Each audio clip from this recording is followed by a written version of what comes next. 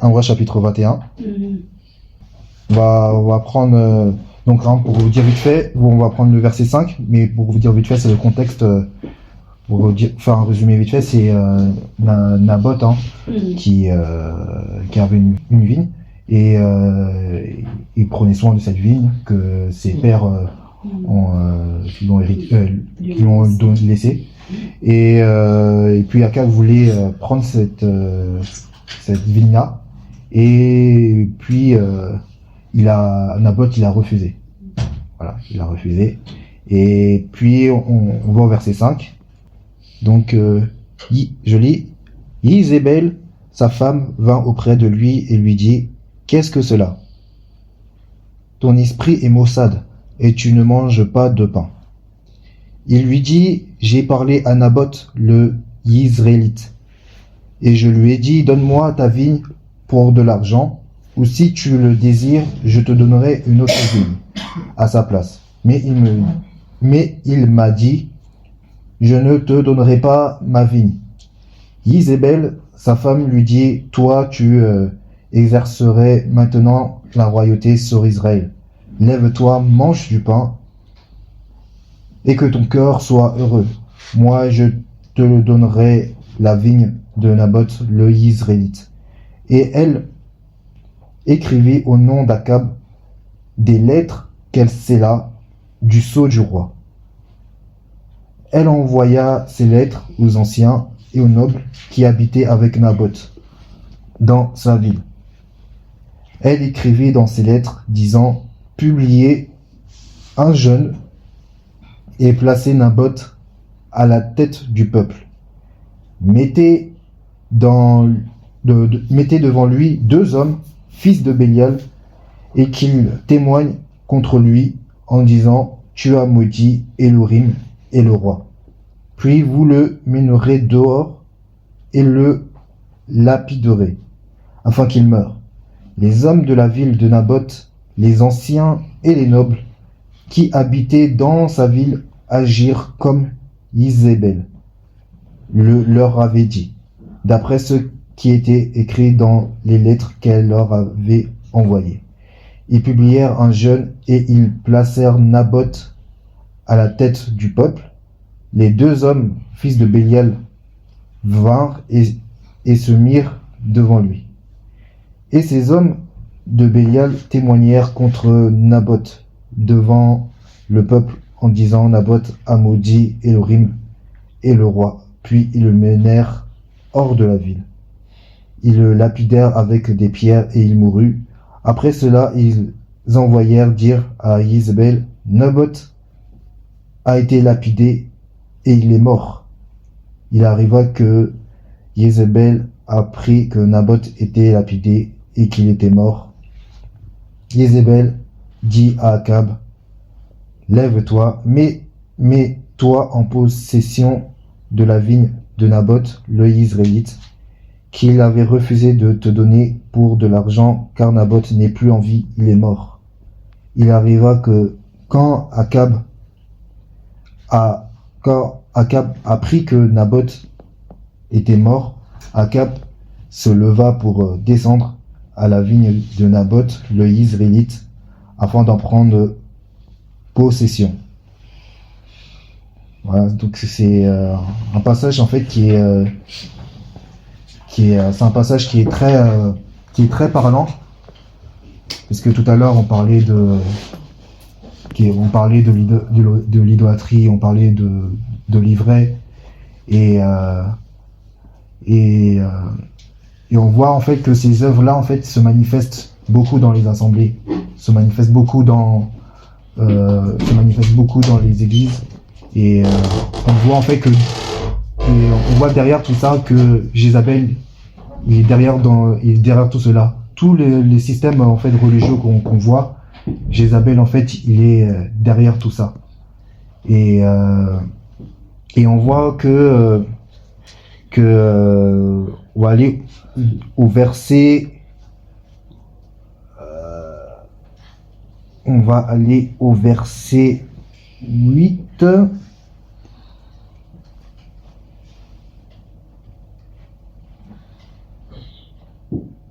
Voilà au verset 8. Et il dit, c'est écrit, et elle écrivit au nom d'Akab des lettres qu'elle scella du sceau du roi.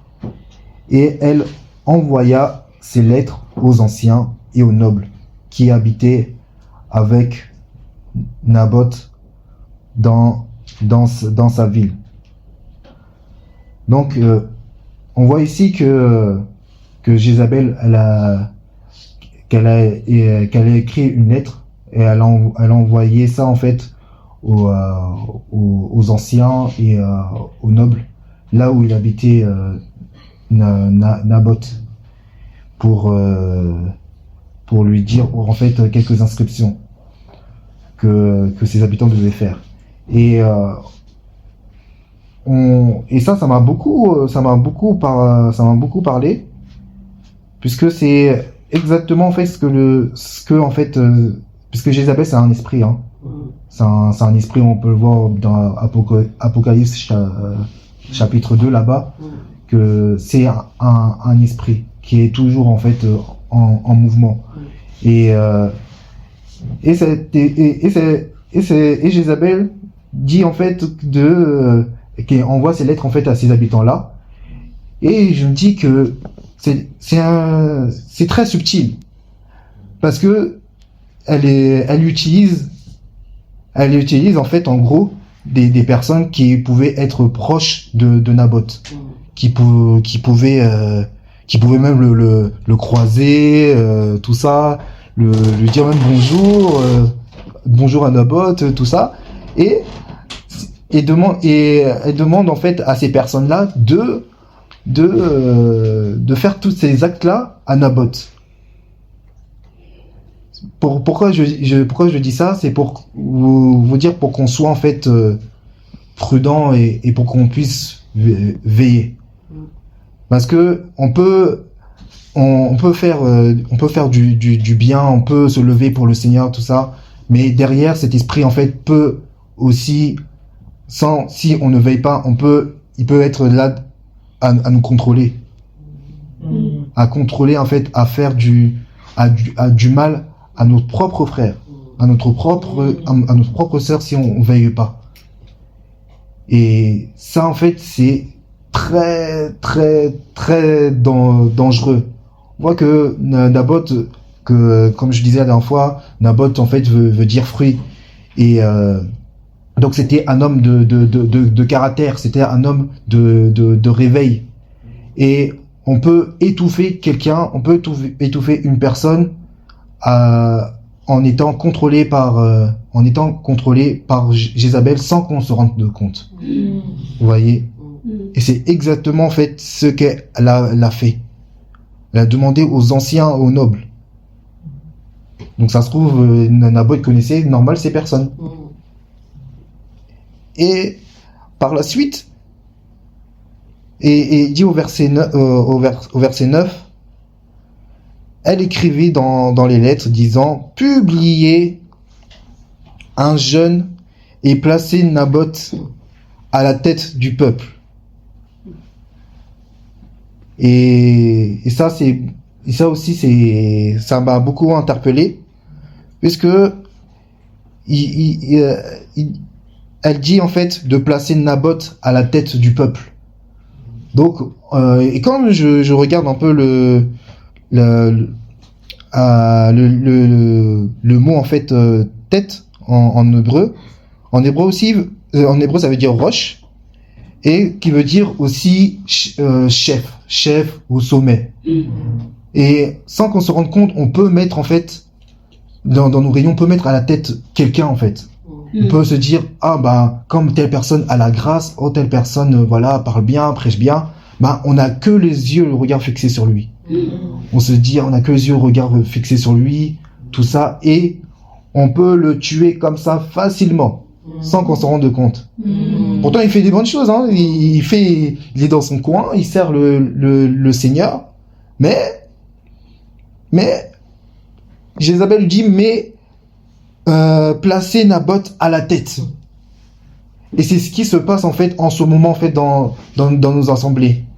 Beaucoup de pasteurs sont à la tête. Beaucoup d'hommes sont à la tête. Alors que de base, ils étaient simples.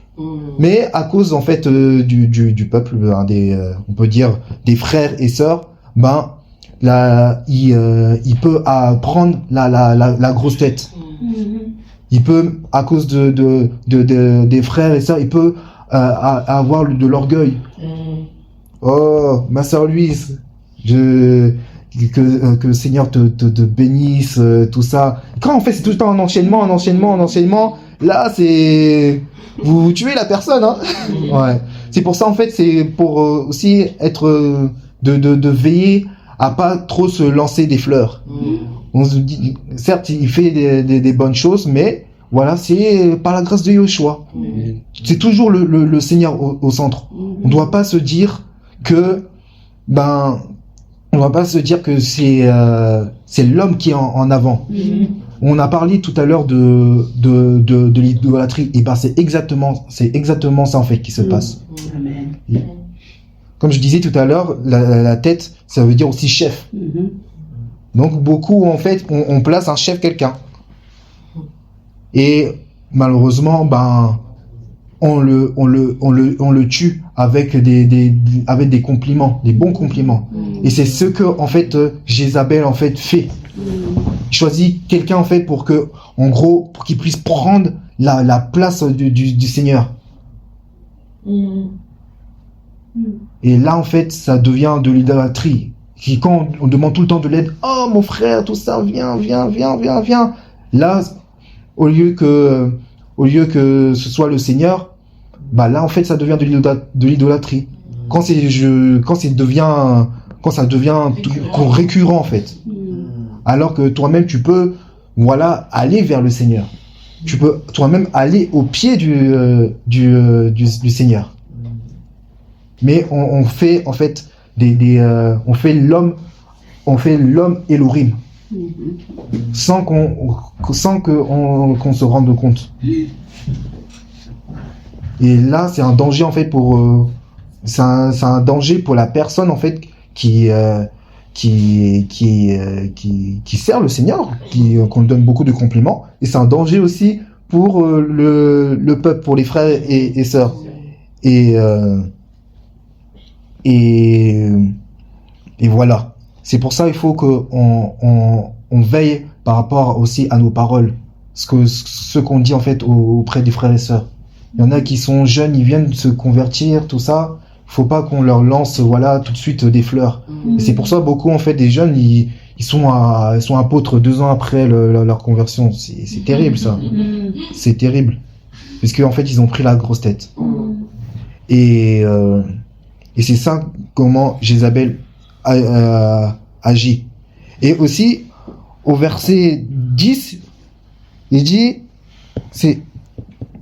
mettez devant lui 2 hommes, fils de Bélial, et qui témoignent contre lui. On va s'arrêter les deux hommes, de fils de Bélial. Et Bélial, en fait, c'est aussi un autre nom, en fait, un autre nom de Satan. Vous voyez?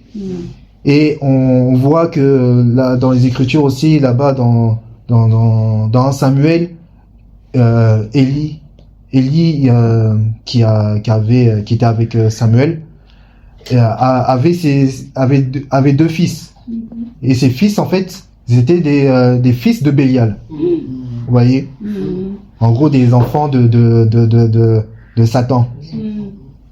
C'est pour vous dire que dans nos assemblées, il n'y a pas que des frères et sœurs. Il y a aussi des fils de Bélial. Et ils savent bien, en fait, leur rôle. Vous voyez?